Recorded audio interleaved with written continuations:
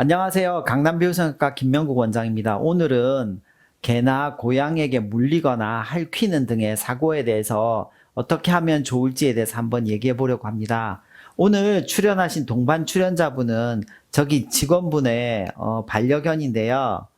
엄청 귀엽고 깜찍한데 송곳니가 약간 보이고 있죠. 이렇게 귀여운 이분께서 이렇게 송곳니를 드러내면서 약간 기분 나쁘다는 듯이 보이고 있죠. 뭔가 손 댔으니까. 그러니까 이렇게 살짝 물게 되면 사고가 일어날 수 있어요. 이건 뭐 장난으로 그냥 이렇게 깨물기 놀이를 하고 있는 거고요. 물론 치아가 나면서부터 이렇게 이가 가려우니까 더 이렇게 뭔가 물 거를 찾기도 하고요. 뭔가 자기가 싫어하는 부분을 만지면 리액션을 하기도 하고 그렇거든요. 일단 국내 반려견은 총 600만 마리가 넘는다고 해요. 그 중에 절반 또는 절반 이상은 개에 의해서 일어난다고 하고요. 고양이도 일부 숫자를, 그 다음 숫자를 차지할 것 같아요. 그런데 이 경우에 어떻게 해결해야 되는지에 대한 얘기를 해보려고 해요. 생각보다 많은 분들이 물리고요. 개인적으로 물리는 숫자가 너무 잦으면 그 개는 주인과 운명을 같이 하기 어려운 상황이 오기 쉽다고 생각해요. 훈련소에 보내거나 어떻게든 교육 과정을 거쳐야 된다고 생각해요. 특히 살짝이 아니라 되게 세게 무는 견종의 경우 대형견이거나 그럴 때 정말 조심하셔야 되고요. 제가 하나 팁을 드린다면 개가 약간의 공격성이 있는 개들, 물론 그런 개들이 굉장히 활발해서 운동도 같이 잘하고 좋을 수 있어요. 하지만 그런 견종을 키우시면 3년에 한 번쯤 파상풍 예방주사 맞는 걸 추천드려요. 되게 초기에 많이 물리거든요. 그래서 물렸을 때마다 고민하지 마시고 아니면 한 번 물렸을 때 꼭 파상풍 예방주사 맞으시고요. 한 3년 터울로 맞으신다고 생각하시면 편하실 것 같긴 합니다. 그 다음에 이 소독을 어떻게 해야 되는지 되게 많이 물어보시는데요. 원래는 소독약으로 하면 좋아요. 그런데 소독약이 없는 지경에 갔다. 뭐 예를 들면 굉장히 섬에 갔다. 그러면 알코올 성분이 들어있는 술을 뿌리는 걸로도 어느 정도까지는 도움이 될 수 있어요. 하지만 우리나라에서 막 병원이나 의원 또는 약국을 찾기 어렵다는 건 사실 그러기는 어려워요. 제일 좋은 소독약은 여러분들이 빨간 약이라고 알고 있는 모큐로크롬이 아닌 그와 비슷한 베타딘 소독약인데요. 대부분 약국이나 아니면 의원 또는 병원에 가시면 충분히 구하실 수 있으실 거고 그걸로 충분한 소독을 하고 필요하면 봉합을 하게 돼요. 그런데 동물에게 물린 상처를 교상이라고 하는데 그 경우에는 어떤 경우에는 바로 봉합하지 않을 때도 있어요.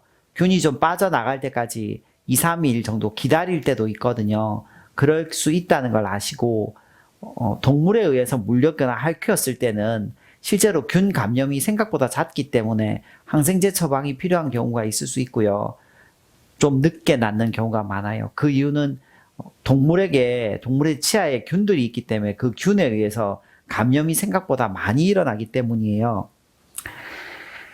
그 다음에 광견병에 대해서도 많이 물어보시는데 광견병 예방에 대해서 말씀드린다면 그 개가 주인이 잘 키우고 있는 개인지 아니면 쉽게 말해 들개나 뭐 이름 누구의 개인지 모르는지가 굉장히 중요하고요. 그 주인조차도 광견병 예방주사를 잘 맞았는지를 체크해 보는 게 도움이 될 수 있어요. 그리고 여러분들이 동물을 키우시면서 갖가지 사고를 맞게 되겠지만 또 동물이 줄 수 있는 즐거움 그리고 가족 같은 유대감 그런 것들은 무엇과도 바꿀 수 없는 것들이잖아요. 그래서 뭐 이렇게 행복하게 사는 반려견을 보면서 참 많이 행복해 하실 텐데 이렇게 좋은 모습만을 기억하면서 그리고 반려견이 충분히 그 에너지를 다 소모하도록 놀아줄 수 있는 것이 중요한 것 같아요.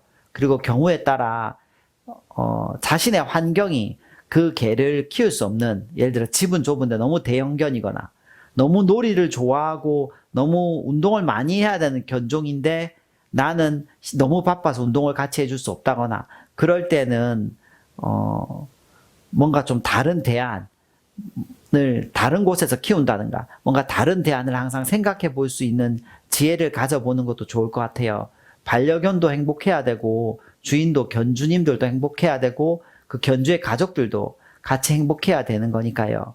그리고 흉터에 대해서 많이들 물어보시는데 흉터에 대해서 성형외과에서 봉합을 한다고 해서 솔직히 막 100%잘 된다고 보장하는 건 솔직히는 아닙니다.